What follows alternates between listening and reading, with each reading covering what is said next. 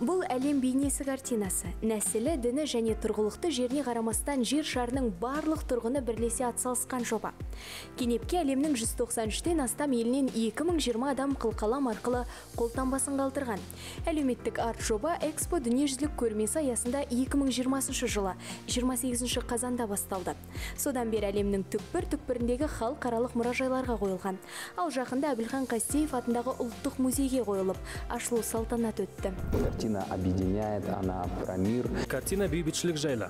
Екінші ақпан күні Экспо 2020 Дубай дүниежүзілік көрмесінде Қазақстан Республикасының ұлттық павильонында ұсынылған әлем бейнесі арт жобасы Гиннестің рекордтар кітабының сертификатына ие болды. Бұл қарапайым тұрғындар мен Голливуд әртістерін, музыканттар мен әлемдік спорт жұлдыздарын, саясаткерлерді біріктірген жоба. Тыңғылықты дайындалған арт жобаға алғаш қолтаңбасын қалдырған қазақстандық кәсіби велошабандоз Александр Винокуров. В 2020 году, когда была 2020 жылы пандемия басталып, шекаралар жабылған кезде адамдар бір-бірімен кездесе алмады. Араға бір жыл салып, Экспо 2021 көрмесі аясында әлем жұртшылығы Дубайда жиналды.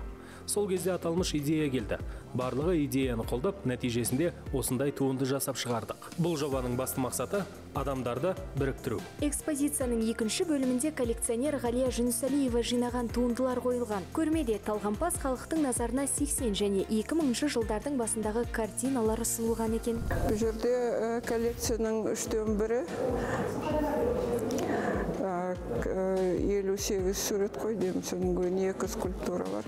Мысалы, Ақанаевтың 95 жылғы суреті, Шарденовтың 2 суреті бар, Арешкольныйдың суреті бар, жас қазақ суретшілердің суреттері бар, Каметов, Қаспақов, Қайрамбаев. Әлем бейнесі халықаралық арт жобасы аясында көрме 8 қаңтарға дейін жалғасады. Жер бетіндегі келісім мен үйлесімнің үлгісі саналатын картина қойылған музейдің есігі келемдеушілер үшін айқара ашық.